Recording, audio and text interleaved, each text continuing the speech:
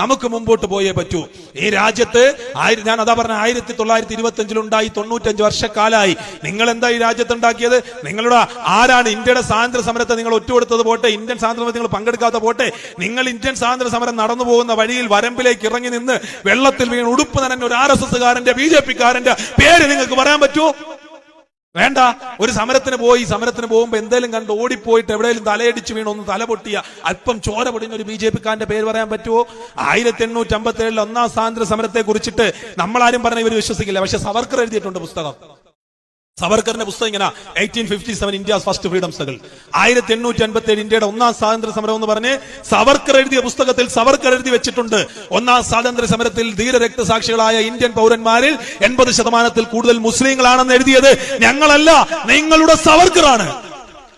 ആ സവർക്കറിന്റെ ചരിത്രം കൂടി BJP RSS പഠിക്കണം.